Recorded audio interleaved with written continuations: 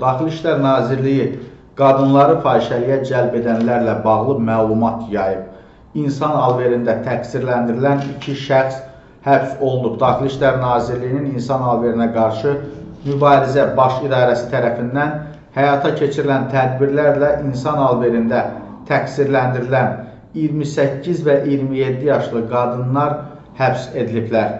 Deməli, onlardan birinin şərti olaraq adını Elnarə adlandırırıq, dəyərli izləyicilər, digərsini Xalidə. Deməli, Elnarə ölkə vətəndaşı olan qadınları cinsi istismara məruz qoymaqla insan alveri cinayəti törətməkdə ittiham olunur. O, həmin qadınları işə düzəltmək adı ilə aldadaraq Türkiyəyə aparıb, daha sonra zərər çəkmiş şəxslər hədə-qorxu və məcbur etmə yolu ilə nəzarətdə saxlanılıb. Onların ümumvətəndaş pasportları götürülərək pul müqabilində cinsi istismara məruz qoyulublar.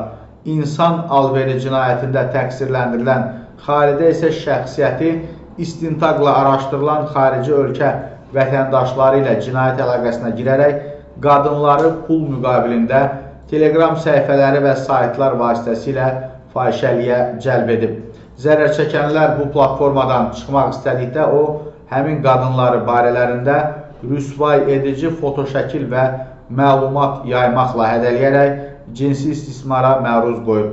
Araşdırmalarla Xalidə Şərti adlı şəxsin cinayət yolu ilə əldə etdiyi pul vəsaitinin bir qismini kriptovalyuta formasında xarici ölkələrin birində olan transmilli cinayətkar qrupun digər üzvlərinə göndərdiyi müəyyən edilib. Toplanmış sübutlar əsasında başlanmış cinayət işi üzrə Elnarə və Xalidə təqsirləndirilən şəxs qismində istintaqa cəlb edilib və barələrində məhkəmənin qərarı ilə 4 ay müddətinə həbs qəti imkan tədbiri seçilib.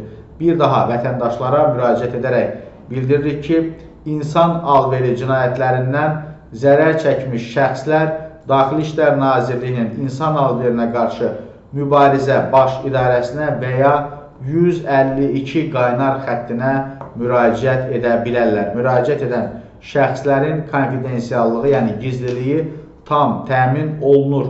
Qeyd edək ki, həbs edilən şəxslərdən biri barədə bir neçə gün əvvəl deməli, mediada məlumat yayılmışdı.